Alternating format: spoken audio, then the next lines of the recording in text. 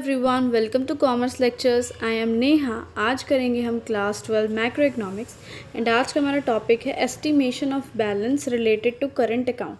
सो current account में कैसे balances निकालने वाले हैं हम वो पढ़ेंगे आज। तो सबसे पहला है ट्रेड बैलेंस और मर्केंडाइज बैलेंस कैसे निकलता है। इसका फॉर्मूला होता है एक्स माइनस एम। एक्स का मतलब है एक्सपोर्ट्स, एम का मतलब है इम्पोर्ट। तो एक्सपोर्ट माइनस इम्पोर्ट आपका फॉर्मूला हो गया ट्रेड बैलेंस का। आपको ये लर्न करना है। तो ट्रेड बैलेंस में दो चीज़ें निकल कर आती है, ट्रेड डेफिसिट और trade surplus. Trade deficit, deficit शब्द का मतलब क्या है, किसी चीज़ की कमी होना। सरप्लस मतलब किसी चीज़ का ज़्यादा होना। तो ट्रेड डेफिसिट कब होगा, जब आपके इंपोर्ट्स ज़्यादा होंगे, एक्सपोर्ट्स कम होंगे। यानी हम लोग जो है अपने देश में ज़्यादा सामान मंगवा रहे हैं जिसके लिए हमें ज़्यादा पेमेंट करनी पड़ रही है। जैसे कि सपोज़ यहाँ पे आपकी अमाउंट है, लगा लेते हैं 1,00,000 रुपये। ठीक है, 1,00,000 रुपये के आप क्या कर रहे हैं, इम्पोर्ट्स कर रहे हैं। लेकिन आपके जो एक्सपोर्ट्स हैं वो हैं 80,000 रुपये। ठीक है, तो 20,000 रुपये का आपको यहाँ पे ट्रेड डेफिसिट हो रहा है। क्यों ट्रेड डेफिसिट हो रहा है, क्योंकि 1,00,000 रुपये तो आप हमारे देश से बाहर भेज रहे हैं कोई चीज़ खरीदने पे, और 80,000 रुपये आप अपने देश में आपको मिल रहे हैं। तो 20,000 रुपये अपने को ज़्यादा पे करने पड़े, है ना। तो 20,000 का एक तरह से घाटा सा हो गया अपने को। तो ये हो गया ट्रेड डेफिसिट। आगे देखो, ट्रेड सरप्लस में क्या है, जब एक्सपोर्ट ज़्यादा हो जाता है और इम्पोर्ट कम हो जाता है। सपोज़ आपका एक्सपोर्ट है 1,00,000 रुपये, ठीक है, और आपका इम्पोर्ट है यहाँ पे 80,000 रुपये। तो क्या होगा इस केस में आपके साथ कि 1,00,000 रुपये तो आपके पास आपके देश में आ रहे हैं क्योंकि आप एक्सपोर्ट कर रहे हैं, बाहर किसी को गुड्स बेच रहे हैं, तो आपके पास 1,00,000 रुपये आया। इम्पोर्ट्स में क्या हुआ, आपने कुछ मंगवाया तो पैसे दिए, पेमेंट दी, 80,000 बाहर गया, तो अपने देश में एक्स्ट्रा कितने रुपए हो गए, 20,000 रुपये एक्स्ट्रा हो गए। तो ये हो गया ट्रेड सरप्लस। चलो आगे बढ़ते हैं। गुड्स एंड सर्विसेज बैलेंस कैसे निकालते हैं।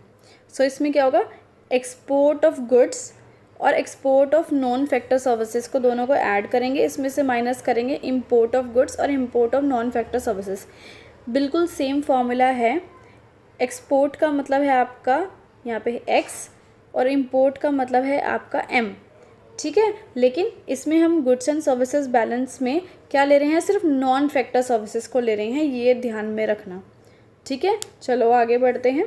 नेक्स्ट है इनविजिबल ट्रेड बैलेंस कैसे निकालते हैं। इसका फॉर्मूला है, एक तो नॉन फैक्टर सर्विसेज को और फैक्टर सर्विसेज को और करंट ट्रांसफर्स को, इन तीनों के बैलेंस को ऐड कर देते हैं तो इनविजिबल बैलेंस निकल आता है। देखो यहाँ पे ये सर्विसेज हुई, ये भी सर्विसेज हुई, और करंट ट्रांसफ़र भी सर्विसेज जैसे कि मतलब जो है इनविजिबल के अंदर ही आते हैं। तो ये तीनों को ऐड कर देंगे तो इनविजिबल का निकल जाएगा। इनविजिबल में हम गुड्स नहीं लेंगे क्योंकि आपको पता है गुड्स विजिबल होते हैं।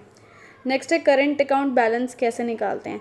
तो ट्रेड बैलेंस में इनविजिबल बैलेंस ऐड कर देते हैं, यानी ये जो ट्रेड बैलेंस हमारा था इसमें ये थर्ड वाला ऐड कर देंगे तो अपना करंट अकाउंट का बैलेंस निकल जाएगा। ये फॉर्मूला है, आपको सारे याद करने हैं।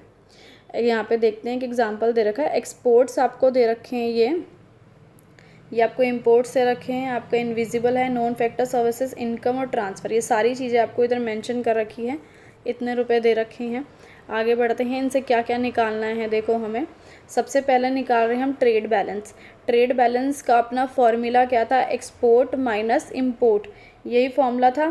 तो एक्सपोर्ट में से इम्पोर्ट को माइनस कर दिया, ठीक है, तो अपना आया ट्रेड डेफिसिट। ट्रेड डेफिसिट आपका कब आता है, मैंने आपको यहाँ पे बताया था।